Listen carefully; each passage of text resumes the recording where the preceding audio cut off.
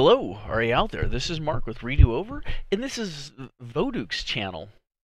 Yeah, on YouTube here. Is it? Do you say Voduk? It's Voduk. Yeah, right. Okay. So Voduk has, first of all, a great voice, an amazing Kingdom Rush science, like 50 plus videos on the science of Kingdom Rush. Watch them. I don't know how he gets all of his information, but it's brilliant stuff. I've said, like, in almost half a dozen videos, I'm going to find out what the little hourglass thing means on the hero's room about the speed. Like, does it relate to movement speed or rate of fire? And I just say over and over, I don't know what it is, but they're slow. So I'm going to watch it right now on this thing. So this is for Voduk. He's the little Pomeranian dog guy here. This one. Right here. Voduk. Oh, shit, my face is in the way. God dang it. Here. There. Voduk. Okay. Alright. So this is his playlist right here. Kingdom Rush Science is what it's called. And it's one of his more recent ones. The nice thing is these are short. They're not shorts. Like, he's not trying to make them all under 1 minute. It's not a gimmick like that. But they're all around a minute or two. It just gets to the point right here. Kingdom Rush Science, what do all stats mean? We'll just listen in. I'm not trying to rip off, but we'll just find out here. In the hero rooms of most of the games, one of the stats shown has an hourglass icon. This icon is accompanied by one of 3 possible words: slow, average, or fast. What this represents has been a mystery to many people, understandably. After all, it could be respawn time, movement speed, or even attack speed. And this is actually one example of a larger issue with the stat rooms. They don't matter. All sorts of stats are wrong across the series. One reason the hourglass is a mystery is because there's no consistency. If fast refers to attack speed, then why is Dante in that category when he has a 1 second attack speed in melee, which is the same as most of the heroes in the average category? If it refers to movement speed, then why is Boneheart slow while Ashbite is average? Why is Faustus average? You could make the same arguments for any of the possible explanations. So if there's one thing to take away from all of this, it's to not trust the stats in the hero room. Same goes for the tower room. Only the Kingdom Rush 1 hero room and every game's encyclopedia are trustworthy in-game sources. But even then, you should just use the wiki to get this information if you're looking for it. It's got all the accuracy of the trustworthy sources in the games, plus accuracy for the heroes. That's because the editors there are the real heroes. Alright. Alright. Whoa. Pause. Okay. So I just played Voduk's video for you on my video. I'm not trying to rip him off. I don't think he'll mind. I don't think that many people watch, and they won't know to come to my video to watch his video. Just throwing that out there because I had to do it. And just to give a shout out to him. So that was the fandom Kingdom Rush wiki is what he was referring us all to at the end there, saying go to this place if you want accurate, real, the best information available. Which I didn't know about. I've gone to some Kingdom Rush wikis, but not fandoms. So that was specifically what he maybe you couldn't see that. God dang it! Up here in the corner,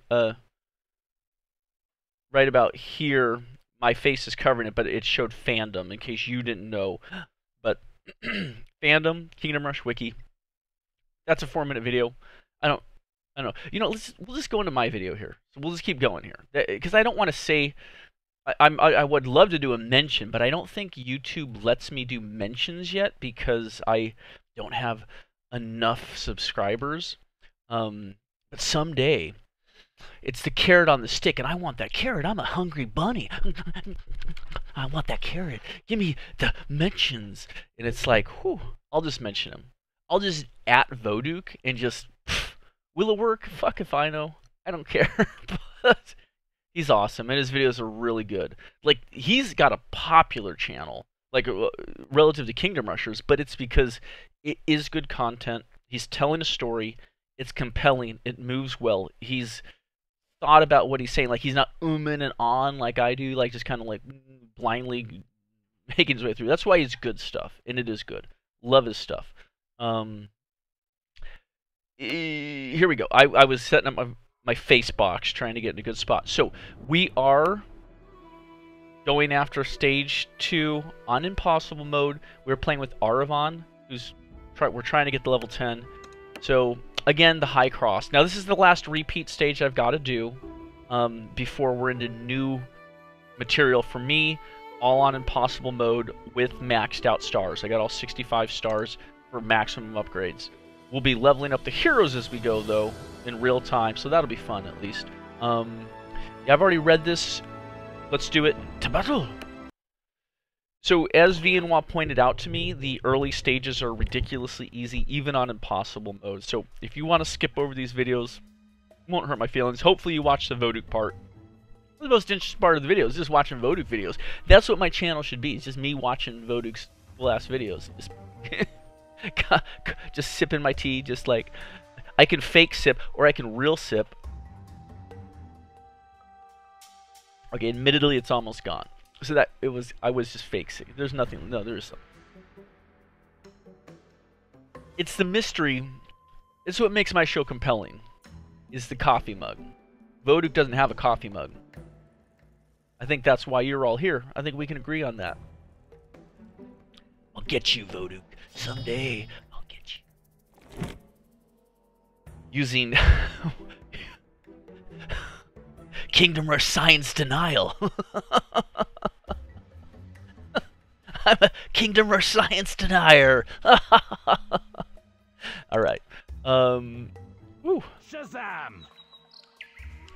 If people are in other countries that aren't America, you may not realize that there's a whole segment of our population that denies the validity of science while commenting on it on their cell phones, their laptop computers, over their internet. They're like, science, that's not really that good of a thing, is it? Type, type, type, type, send to the world.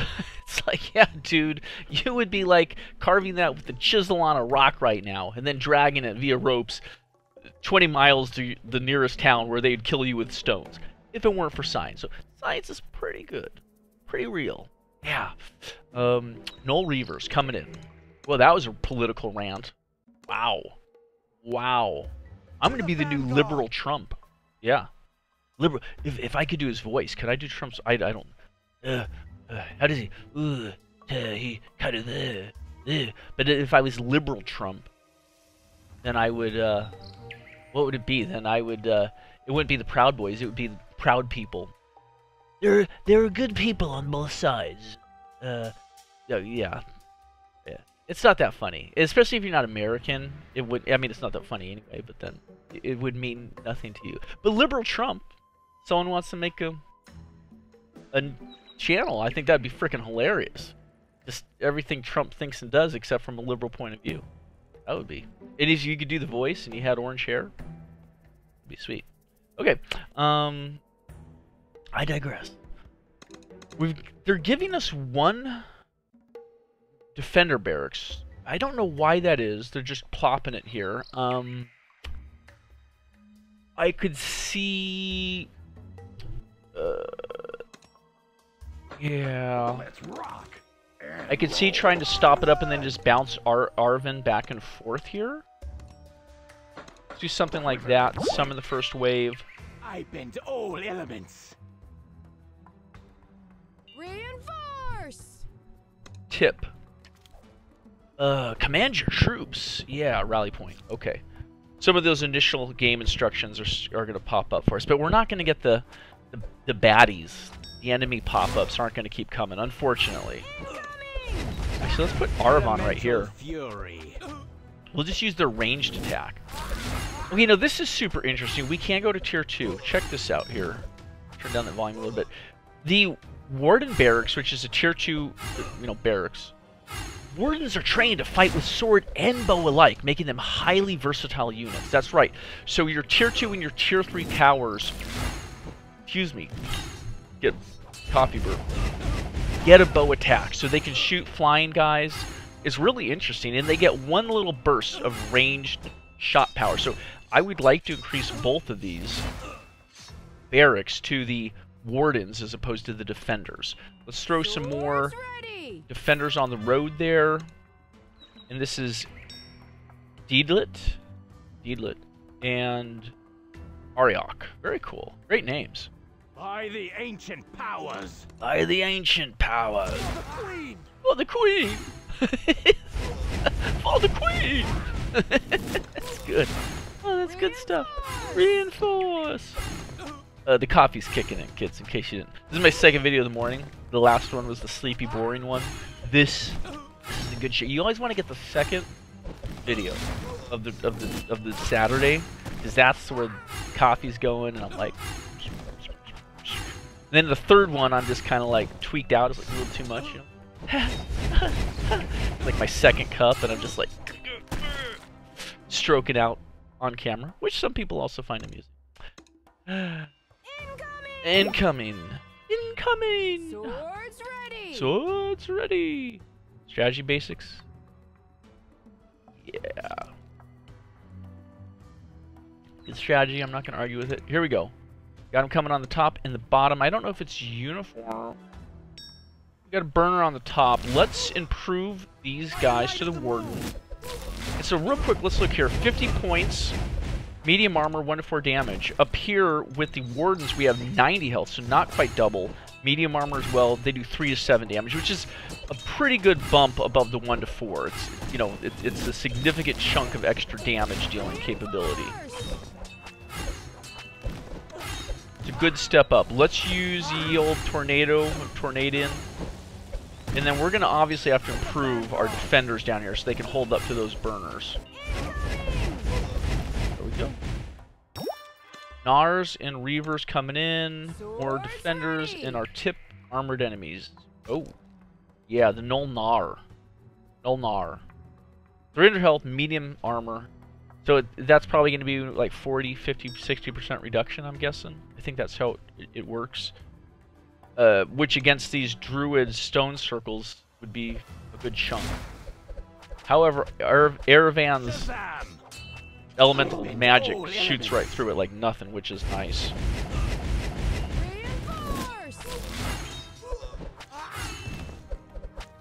That was the arrow salvo you guys saw go off. So yeah, let's get a mage tower here, and if we improve her to second tier, it should be able to help on both sides of the road. This is not that difficult or impossible. Granted, we're only in wave 4 of 8, so maybe it'll kick my butt. We'll see. I hope this is loud enough, but not too loud for you guys. It's so hard to control the dynamic sound level on games like this when you're recording, because I look at a little meter. I can see my voice, which, you know, goes loud. I want you to be able to hear me. But I want there to be like the ambient background noise so you can hear when they talk, a little bit of the music, just to make this video more dynamic. Reinforce! But I don't want to have to talk over the sound. Yeah, you can imagine. It's tough, but it looks good. Most of the time the meter, it's just the background music, and it's not bad, but then when like some of the spell sound effects start going off, it peaks out the game sound meter. That's why I wonder if it's like overdriving or, you know, getting too loud to where my voice would have to really compete with it. I don't want to be annoying to you guys. Let's upgrade. Here, we have the Mystic Dais. I'm trying to learn all the stats and names. Rocking 10 to 14 magic, short range, slow rate of fire. For 160 coin, I can go to the Arcanist Dais. Arcanist mages cast highly concentrated magic bolts with the longer spell range. So it does 22 to 36 damage, so more than twice. More than twice. Slow rate of fire still, but with an improved range of attack. So let's do that. Let's throw our wardens. I think the elves on the cats are called wardens. And yeah, let's throw in a quick little tornado here. Called tornado. Yeah, it's tornado. Twister tornado. That did a heck of a number on those guys. It's a great special effect because it lingers, and it travels. So as enemies are coming, they don't have to be concentrated. Like with most of the spell effects, like Eridan's Arrow Storm, you want to drop that Arrow Storm on a clustered group because it's going to hit like within just a second or two. It'll be like second half, it's done. But with the twister, you've got like this column coming in right here. You could put it here and it'll move across them and they'll walk into it. So it's a much more diffuse mass attack. Yeah. There you go. Swords ready. You see their air didn't take any damage from that initial torch, even before I put the wardens in. I think it's because that initial torch was absorbed by one of his stones. You notice he only has 2 stones left. That's why oftentimes Arivan's health will not drop. You'll be like, oh, isn't he getting hit? Like, he's right. The guys are right on him. You're waiting for him to start taking damage because he has so little health, 245. But the reality is 235.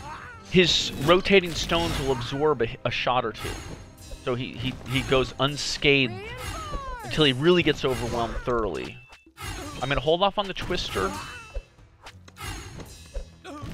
And yeah, let's take these druid stone circles to boulder circles. Like a rolling stone. And the boulder circle, heavier boulders to crush an even larger area. And they do 20 to 33 damage as opposed to 8 to 14. So it's more than double on the bottom of the range and more than double on the top of the range. It's more than double across the entire damage range. So again, not unlike the mage towers, you're getting the effect of more than 2 tier 1 towers to upgrade one of those to tier 2. So it's really a smart idea to do. Yeah, it costs a more coin, but not that much more. Like if you were to spend like the base cost for the second one, it's just better. It just concentrates the firepower through so much more effectively. Let's see if we can blast these guys down here. Oh, and that's nice. Even this lower boulder circle can hit the upper road, which is very nice. Swords ready. I've got a lot of gnoll gnars coming on the top road. This is wave 7 of 8. Again, we're on impossible mode, but this has not been that difficult. Not a lot of specials on these early stages. There's some Bambis like this. Does it bother you, any of you, if I just kill the Bambi? Oh. I didn't know that was gonna happen. All right, here we go. Ooh, he froze that gnoll gnar. Then he firebolted those gnoll gnars. Explosive firebolt. Very nice. 6 of them. Frost damage. See, it looks like Arivan just sort of cycles through the elemental damage. The purple bolt is his standard magic attack. He's got the stone circles around him, but then you'll see Frost Ray, the Electrical Ray, the Firebolt Storm. Firebolt Storm seems to be pretty slow. Fury. Elemental Fury. By the ancient powers. By the ancient powers. And I'm out of coffee. I will get a second cup. Well, I don't know. Should I do more of these? That's 2 of these. I'll probably put these both out pretty early this week since they're repeat plays. Let's get them out of the way. Maybe I'll do 1 more. So there's a little bit of new cool video for the end of the week or next weekend. I got D&D going next weekend, so I got to run that game on Saturday. It's cool desert campaign. Not desert. It's like adventure Conan-esque. Desert, jungle, pirates, you know, that kind of thing. Equatorial. Yeah. But I probably need to do some Master of Orion. God, I got a game of Master of Orion. I've been playing the humans, and it's lingered for so long. Because I'm trying to... In that game, you can play different species, right? And the different species' strengths and weaknesses are military, or spy, or economic, or diplomatic. Well, humans are super diplomatic. So I've been trying to win without having to militarily conquer the entire galaxy. But I can't get it to go to the presidential election screen. It just hasn't come up. I don't know why. Maybe I'm just not far enough in the game, but I don't know, I have like 12 hours of gameplay on that. And no one's watching them anymore because it was interesting early on. Continue. It was interesting early on Master of Orion because it's like I'm kind of explaining the game as I go to people who don't know. But once I hit that mid-game, it was just like, okay, well, I got to go conquer this. Colonize, colonize, colonize. I've been doing that for like 5 hours now. And I just need to win the game. Because there's other stuff I can do. I can make custom races, or I can play a militaristic race and, like, do all sorts of crazy stuff. We'll see. We will see. I should do that, though. And what else? I don't know. I don't know what else to play, but if you watched, thank you. Appreciate it. I'm gonna go get more coffee. We might do one more of these. Take care.